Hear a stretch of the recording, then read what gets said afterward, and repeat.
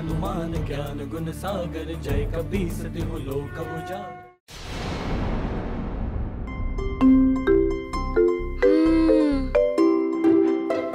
क्या करूं?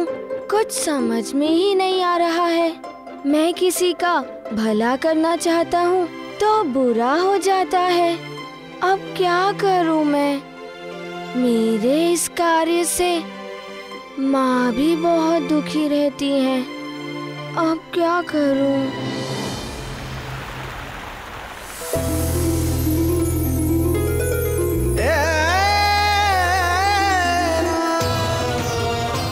अब तुम माँ हो या महारानी, उससे कोई अंतर नहीं पड़ता। ये श्राप तुम्हें एक पुत्र को जन्म देने तक के लिए ही मिला था। अब तुम्हें सब कुछ त्याग कर स्वर्ग लोक लौटना होगा। मेरे लिए सबसे बड़ा उपहार तो आप ही है। बस आप मुझे कभी छोड़कर मत जाना। और स्वर्ग लोक के नियमों का कोई उल्लंघन नहीं कर सकता, तुम भी नहीं। पुंजिक स्थला। समझ में नहीं आ रहा है क्या करूं। ये पीड़ा मुझे भीतर ही भीतर खाए जा रही। किससे कहूं अपने मन की बात? महाराज को बताऊं, माँ को बताऊं? किसी को बता देने से कदाचित ये पीड़ा कम हो जाएगी। सखा, सखा, समझ में नहीं आ रहा है कि मेरे साथ ऐसा क्यों हो रहा है।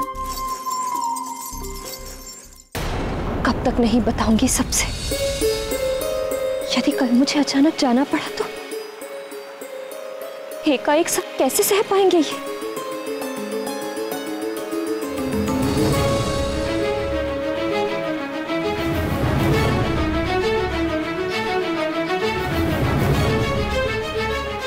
मैं अब और विलंब नहीं कर सकती। मैं अभी ये सब सच्चाई जाकर बता देती हूँ महाराज को।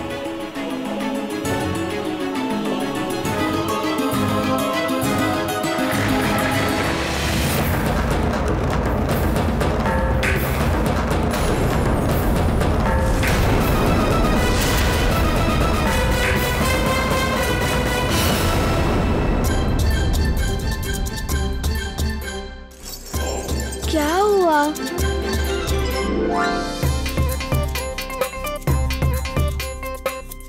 माँ के पास? सखा, तुमने अच्छा सुझाव दिया। माँ ही इस समस्या का समाधान कर सकती है। चलो। माँ! मेरे दास, मेरे सुमेरु के सेवकों, अब से तुम मेरी सेना के सैनिक हो। तुम सब पर मेरे विष का प्रभाव आरंभ हो गया है। शीघ्र ही तुम सब भी अपने विष से दूसरे मनुष्यों को विषाक्त करने के योग्य हो जाओगे, और उसके पश्चात तुम लोग जिस किसी पर भी अपने विष का प्रभाव डालोगे वो तुम्हारी तरह हो जाएगा, मेरा दास हो जाएगा। मेरा दास हो जाएगा।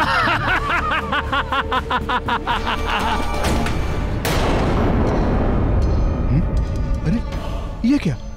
सब ऐसे क्यों चल रहा है? हाँ? अरे मुखिया जी, नदी का जल विषैला हो गया है। सभी गांव वालों से बोल दीजिए नदी से जल ना लें। अरे क्या हो गया? कोई उत्तर क्यों नहीं दे रहा है?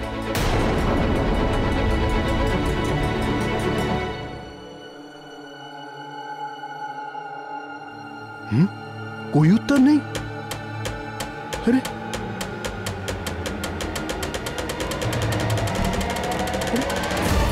कोई उत्तर तक नहीं दिया।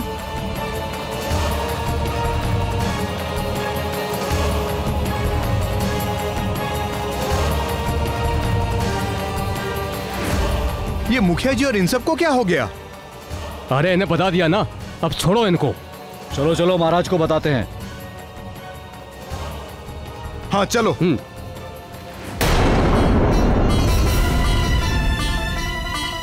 देवराज, आप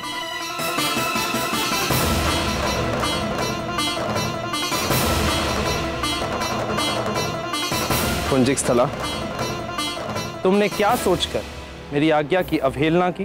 क्षमा कीजिए देवराज, आपकी आज्ञा की अवहेलना करने की तो मैं स्वप्न में भी नहीं सोच सकती। ये सब मैंने इसलिए किया क्योंकि अब मैं मां हूं।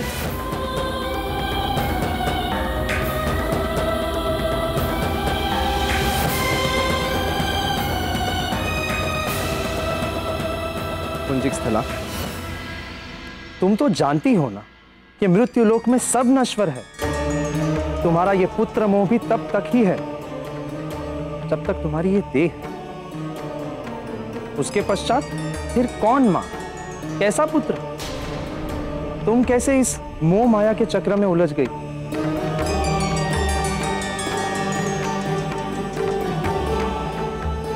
पुंजिक स्थला, तुम्हारे श्राप की अवधि अब समाप्त हो चुकी है और अब तुम्हारे स्वर्ग में लौटने का समय आ चुका है।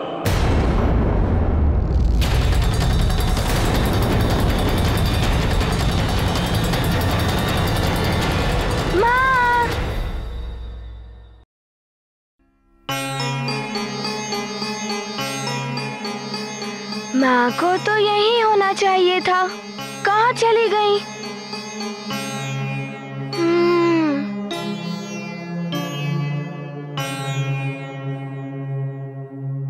चलो, मैं तुम्हें ले जाने के लिए आया। नहीं देवराज, अबोध है मेरा हनुमान, मेरे बिना एक पल भी नहीं रह पाएगा। उसे छोड़कर कैसे जाऊं?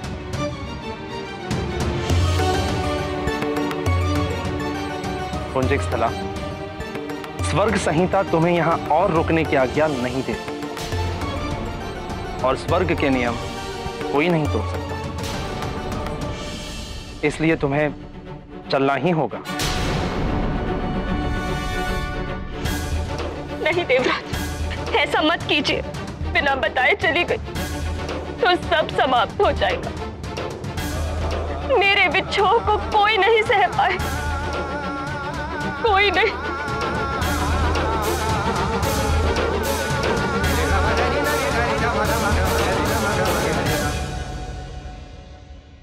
प्रणाम युवराज।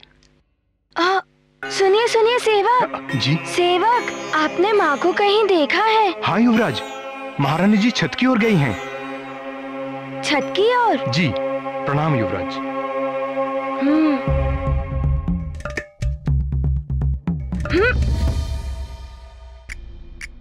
माँ ने कहा था अत्यधिक आवश्यकता हो तभी शक्ति का प्रयोग करना। पुंजिक स्थला, ये तुम्हारा पुत्र मोह ही बोल रहा है। ये मिलना, बिछड़ना, सुख दुख, ये सब पृथ्वी के जीवन में होता ही रहता है, किंतु तुम्हें इससे बाहर निकलना होगा। कैसे मैं इस पुत्र मोह से बाहर निकल सकती हूँ देवराज? इस जीवन के 12 वर्ष मैंने मात्र तप किया है, कठोर तप, वर्षा, घोर शीत सब सहा है मैंने।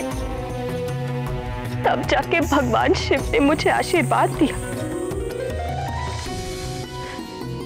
मुझे हनुमान जैसे पुत्र की मां बनाया। मां बनने तक का ही तो श्राप था ना पुंजिक स्थला। मां बनते ही वो श्राप पूर्ण हो गया। और मां का उत्तरदायित्व, वो भी ऐसे पुत्र की मां का उत्तरदायित्व जिसे जीवन में बड़े बड़े कार्य करते। देवराज, मां एक संतान की प्रथम गुरु होती है। मुझे अपने पुत्र को पूर्ण हनुमान बनाना है। आज भी मेरी लोरी सुने बिना सोता नहीं है, भोजन भी मेरे हाथों से ही करता है। और आप कह रहे हैं कि मैं उसे छोड़कर चली। किंतु पुंजिक स्थला, नहीं देवराज, नहीं, मैं इतनी निष्ठुर मां नहीं बन सकती। मैं जानती हूँ जिस प्रकार मेरे प्राण मेरा पुत्र है, उसी प्रकार मैं हनुमान का जीवन हूँ। मेरे बिना एक पल भी नहीं रह पाएगा। अबोध है मेरा हनुमान।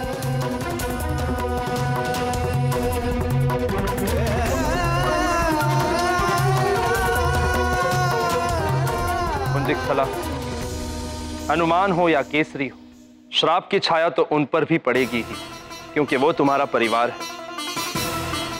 रही बात स्वर्ग के नियमों की, तो स्वयं महादेव भी इन नियमों को नहीं बदल सकते।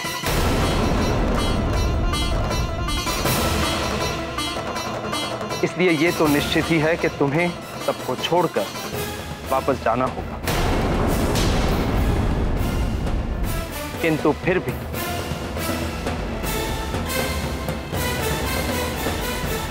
हनुमान के लिए मैं तुम्हें पूर्णिमा तक का समय और देता हूं।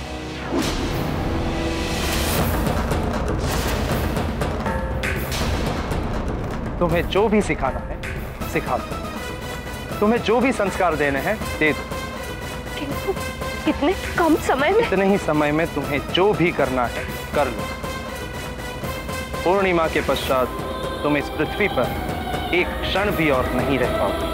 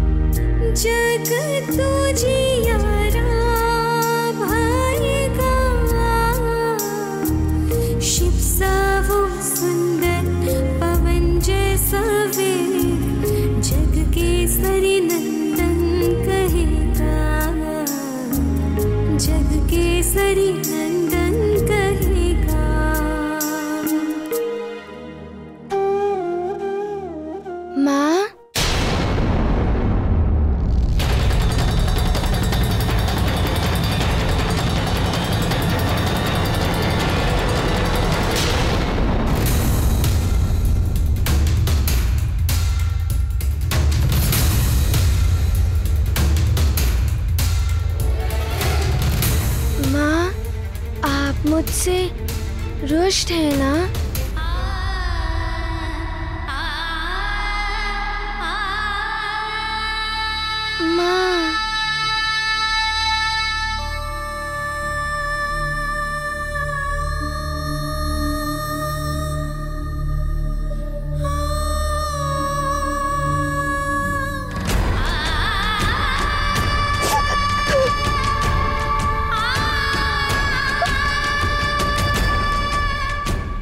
माँ, मुझसे पुनः भूल हो गई। मेरे कारण ही ऋषिवर को कष्ट हुआ ना? माँ को मैंने पुनः पीड़ा पहुंचाई। पूर्णिमा के पश्चात तुम इस पृथ्वी पर एक क्षण भी और नहीं रह पाओगे।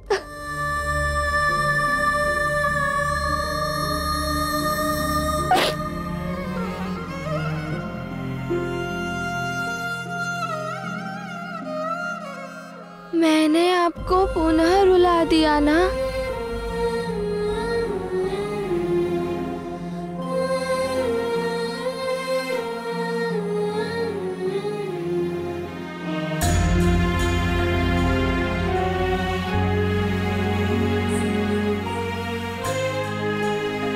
माँ, मेरे कारण ही आपको दुख उठाना पड़ रहा है ना? आप रोइए मत, नहीं तो मैं भी रोने लगूंगा और मुझे रोता हुआ आप नहीं देख सकती ना माँ?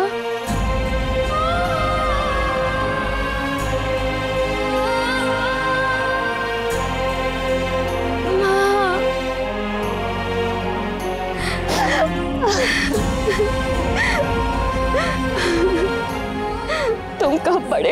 मेरे लाल, कब बड़े होगे?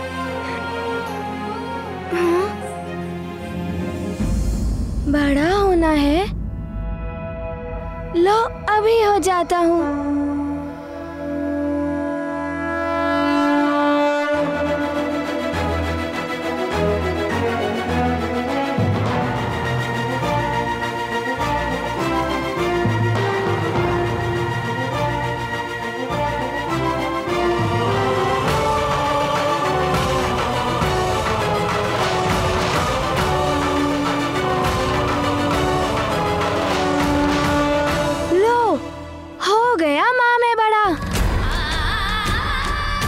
आपकी प्रसन्नता के लिए मैं कुछ भी कर सकता हूँ, किंतु आपके नेत्रों में अश्रु नहीं देख सकता।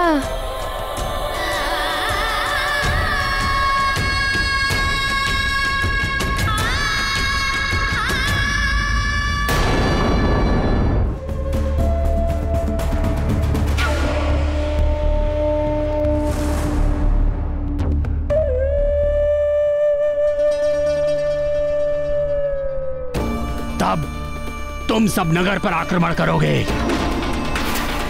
और समस्त सुमेरु वासियों में विष फैलाकर उन्हें अपने ही समान मेरा सेवक बनाओगे। तब तक तुम सब यहीं पर रहोगे।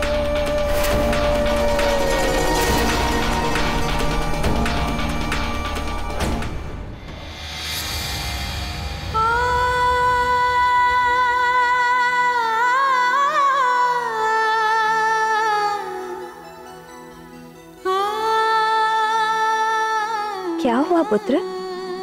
नींद नहीं आ रही है? नींद कैसे आएगी माँ? कहीं आप फिर से पहले जैसी दुखी हो गई तो?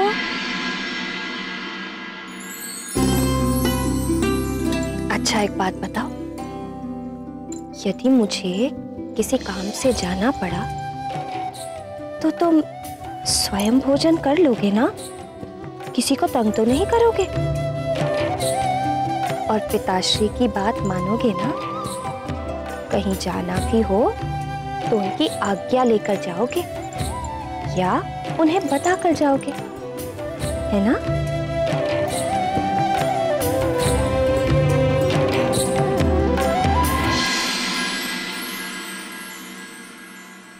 किंतु आप जा कहाँ रही हैं माँ? जहाँ जहाँ आप जाएंगी वहाँ मैं भी आऊंगा। मैं आपके बिना एक पल भी नहीं रह सकता।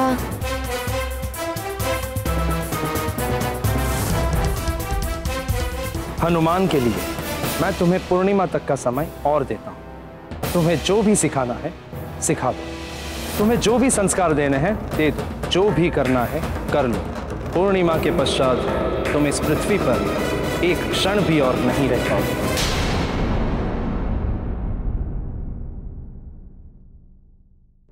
पुत्र, बहुत बातें हो गई, चलो सो जाओ। आओ।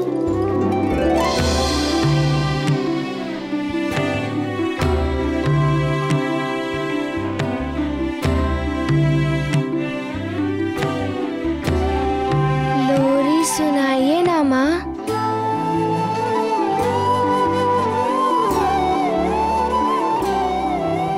पुत्र, कब तक लोरी सुनकर सोया करोगे? बड़े हो गए हो तो युवराज बन गए हो, अब तो लोरी के बिना सोया करो।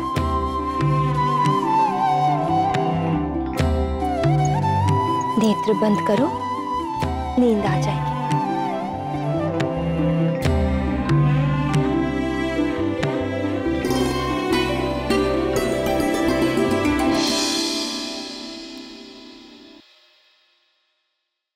अब ये सब तो सीखना होगा तुम्हें पुत्र।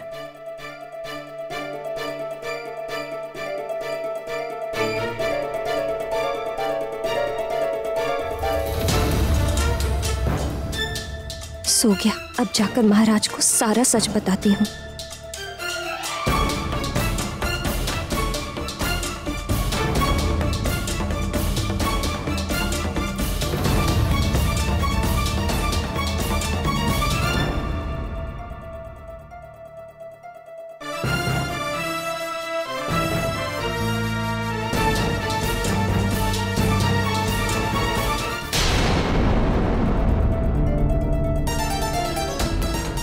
महाराज बैठक में है। कोई विशेष मंत्रणा चल रही होगी।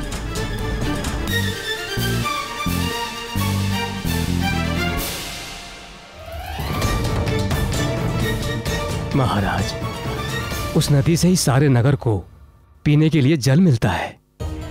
नगरवासी ही नहीं बल्कि पशु, पक्षी तथा वनस्पति सभी का जीवन जल से ही जुड़ा हुआ है।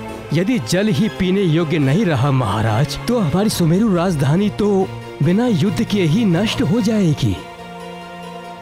किंतु महाराज, आपके कहे अनुसार हमने सारी व्यवस्था कर दी है तथा नदी के आसपास सारे सैनिक तैनात कर दिए गए हैं ताकि उस नदी के जल को कोई छू ना सके।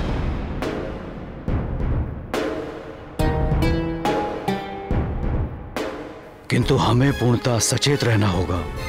जब तक नदी का जल पूर्णतः स्वच्छ नहीं हो जाता, तब तक नगरवासियों के लिए जल की वैकल्पिक व्यवस्था भी करनी होगी। इसके लिए आप कुआं खुदवा दीजिए। किंतु महाराज, कुआं खुदवाने में तो अधिक समय लगेगा।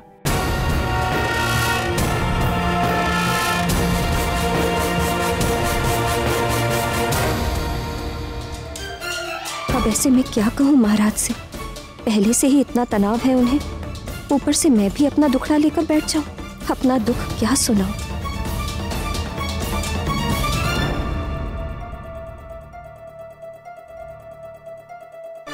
मैं एक युवराज हूँ, मुझे भी कुछ करना चाहिए।